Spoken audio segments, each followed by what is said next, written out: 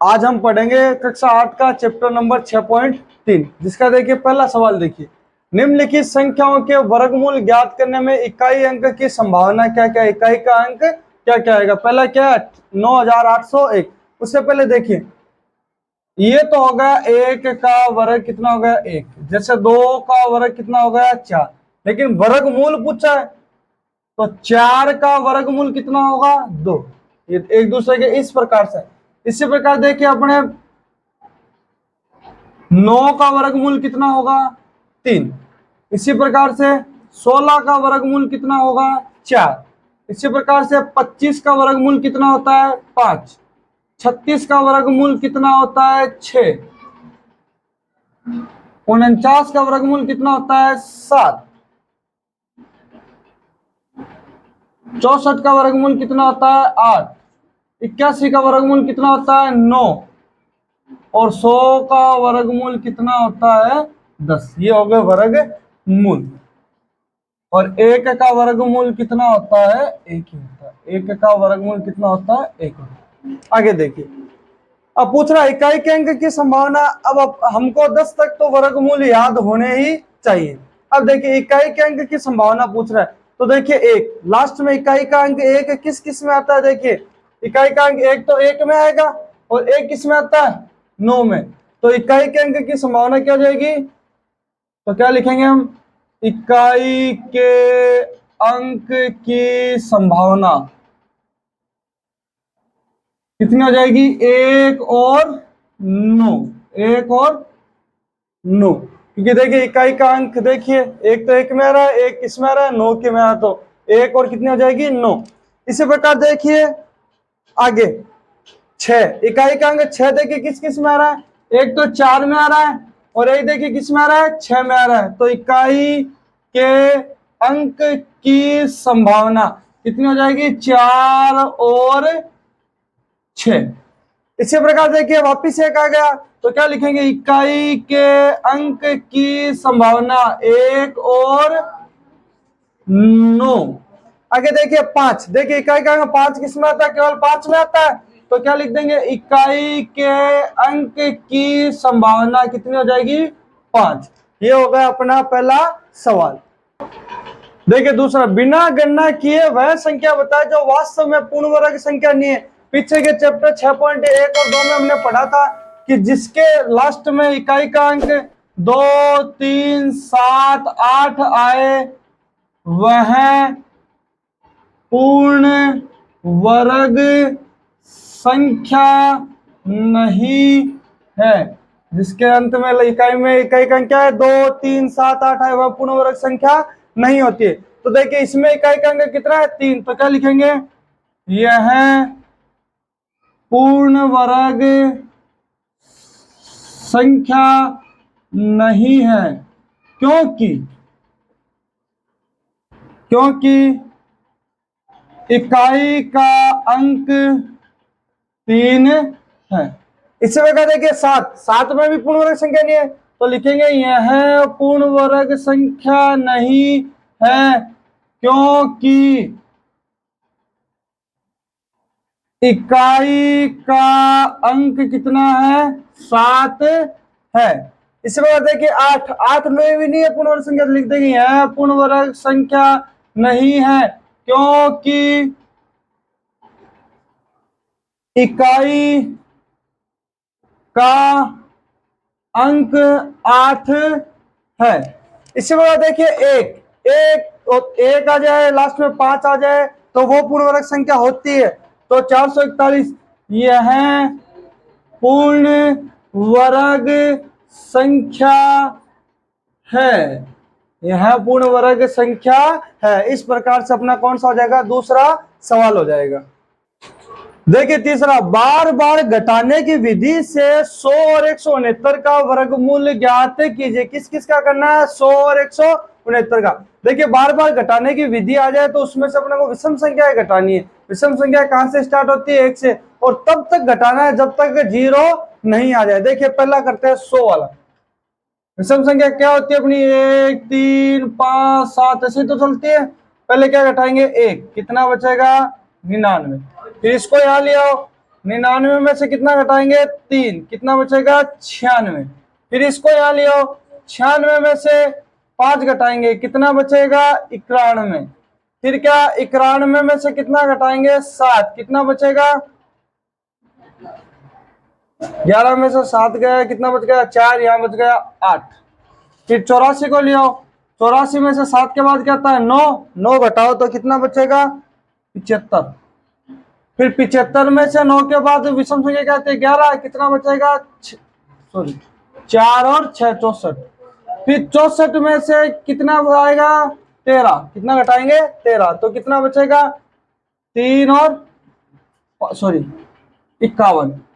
फिर देखिए 51, 13 के बाद क्या आती है 15, क्या आती है 15 तो कितना बचा 11 में से 5 गया, कितना बचा 6, इधर बच गया 3, 36। 36 15 के बाद क्या आती है 17, कितना बचेगा 19। और 19 के बाद क्या आती है 17 के बाद क्या आती है 19 जीरो। देखिए क्या बताया था मैंने, जब तक जीरो नहीं आए तब तक घटाना अपने को, घटाना जहां जीरो आ जाए इस इधर की संख्या को काउंट कर लो, 1 2 3 4 5 6 7 8 9 10, तो क्या लिख देंगे 100 का वर्गमूल कितना होगा 10। 100 का वर्गमूल कितना होगा 10, 100 का वर्गमूल कितना होगा 10। इसी प्रकार देखिए 169 का करते हैं, किसका करते हैं 169 का, वही 1 से घटाना स्टार्ट हो, कितना आएगा 168। फिर कितना आएगा 169 से कितना घटाएंगे 3, कितना आएगा 165। फिर 165 में से कितना घटाएंगे 5, कितना आएगा 160। मतलब केवल विषम संख्या घटानी है अपने को। फिर 160 में से कितना घटाएंगे 7, कितना आएगा 153। 153 में से कितना घटाएंगे 9, तो 13 में से 9 घटाए कितना बच गया 4 4 1। फिर 144 में से कितना घटाएंगे 11, तो 1 3 3। फिर 133 में से कितना घटाएंगे 13 घटाएंगे, तो 0 2 1। फिर 120 में से कितना घटाएंगे 15 घटाएंगे, तो कितना बच गया 5 0 और 1, 105। 105 में से कितना घटाएंगे भाई 17, तो 15 में से 7 गया 8, 15 में से 7 गए, कितना बच गया 8 बच गया, यहाँ बच गया 9 में से 1 गया, कितना बच गया 8। आगे देखिए 15 में से 7 गया, 8 और 7 हो गए 15। फिर कितना बचा इधर 9, 9 में से गया, कितना बच गया 8। ठीक है, आगे देखिए 88 में से कितना घटाएंगे 19, कितना घटाएंगे 19, तो 18 में से 9 गया, कितना बच गया 9। 7 में से 1 गया, कितना बच गया 6। फिर 69 में से कितना घटाएंगे 21, कितना घटाएंगे 21, तो कितना बचेगा 8 और 4। फिर 48 में से कितना घटाएंगे 23, 48 में से कितना घटाएंगे 23, तो कितना बचेगा 25। और फिर 25 में से कितना घटाएंगे 25, क्या आ गया 0। मैंने अभी बताया था जहां तक 0 नहीं आया वहां तक अपने को विषम संख्याएं घटाते चलना है। तो अब इधर की काउंट कर लो, 1 2 3 4 5 6 7 8 9 10 11 12 और 13। तो क्या लिखोगे 169 का वर्गमूल कितना होता है भाई 13 होता है। ये बार बार घटाने की विधि से वर्गमूल ज्ञात करने का क्या है नियम है। देखिए चौथा, अभाज्य गुणनखंड विधि से निम्न संख्याओं के वर्गमूल ज्ञात कीजिए। देखिए वर्गमूल का क्या नियम होता है, दो दो के जोड़े बनते हैं, कितने के बनते हैं दो दो के जोड़े बनाने अपने को। अभाज्य गुणनखंड का मतलब पहले अपने को 2 का भाग लगाना है, 2 का भाग जब तक आए तब तक 2 का, फिर 3 का, फिर 4 का, फिर 5 का, ऐसा लगाना है। तो देखिए 2 का भाग कब जाता है जब लास्ट में 2 4 6, मतलब कहने का मतलब जब सम संख्या हो तब 2 का भाग क्या जाता है पूरा पूरा जाता है। अब इसमें देखिए सम संख्या नहीं है तो 2 का तो नहीं जाएगा। अब देखिए आगे चलते हैं, 2 के बाद 3, 3 का भाग लगाने का नियम है इन अंकों को जोड़ दो, और जोड़ने पे अगर उस 3 के पहाड़े में आते हैं तो 3 का भाग पूरा पूरा जाएगा। देखिए 7 और 2 9, 9 और 9 18, तो देखिए 18 3 के पहाड़े में आता है तो इसमें 3 का भाग पूरा पूरा जाएगा। देखिए 3 दूनी 6, बच गया 1, 4 तिया 12, कितना बच गया 3। अब देखिए 4 और 3 7 और 2 9, वापिस 3 का जाएगा, 8 तिया 24, 3 एकम 3, 8 और 1 9, वापिस 3 का जाएगा, 27 तिया कितना होता है 81। फिर 3 का जाएगा कितनी बार 9, 9 तिया कितना होता है 27। फिर 3 का कितनी बार 3 तिया 9, फिर 3 का कितनी बार एक बार। जब नीचे एक आ जाए तो इनको लिख लो 3 into 3 into 3 into 3 into 3 into 3। अब वर्गमूल में अभी बताया था मैंने कितने कितने जोड़े बनते हैं, दो दो के, तो बनाइए 1 2 और 3। अब एक जोड़े में से एक संख्या लीजिए, इस जोड़े में से एक 3 ले लिया, इस जोड़े में से भी एक 3 ले लिया और इस जोड़े में से भी एक 3 ले लिया। अब इनको गुणा कर दो, देखो 3 तिया 9, 9 तिया कितना होता है 27। तो 27 का वर्गमूल कितना होता है 729। 27 का वर्गमूल कितना होता है 729। आगे देखिए दूसरा 400, दूसरा क्या है 400।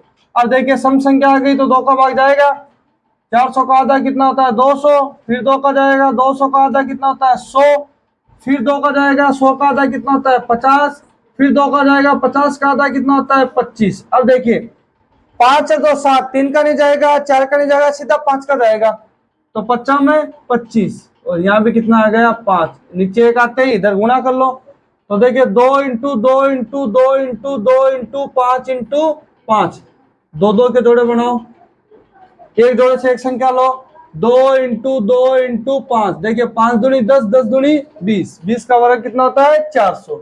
इसी प्रकार 1764, 1764 देखिए 2 का जाएगा 8 दूनी 16, फिर 8 दूनी 16 2, फिर 2 का जाएगा कितनी बार 4 4 1। अब देखिए 2 का नहीं जा रहा क्योंकि सम संख्या नहीं है। 3 का देखिए 4 और 4 8 और 1 कितना होगा 9, तो 9 आते हैं 3 के पढ़े में, 3 एक कम 3, बच गए कितने 14, 4 तिया 12, बच गए कितना 7, 7 तिया 21।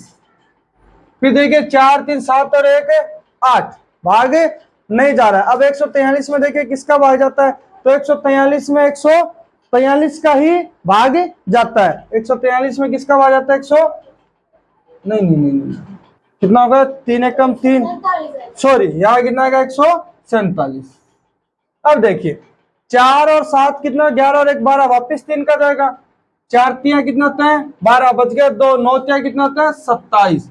फिर देखिए 7 7 49, 7 एकम 7, एक आ गया, तो देखिए 2 into 2 into 3 into 3 into 7 into 7, जोड़े बनाइए और प्रत्येक जोड़े में से एक संख्या लीजिए, तो यहाँ से 2, यहाँ से 2, यहाँ से 7, 7 दूनी 14, 14 दूनी 28, तो 28 का वर्ग कितना होता है, देखिए सॉरी यहाँ देखो 2 into 2 into 3 into 3 into 7 into 7, तो देखिए यहाँ 3 आएगा, कितना आएगा 3, 7 या देखिए 21, 21 दूनी कितना होता है 42, तो इसका वर्ग कितना आएगा 42 आएगा।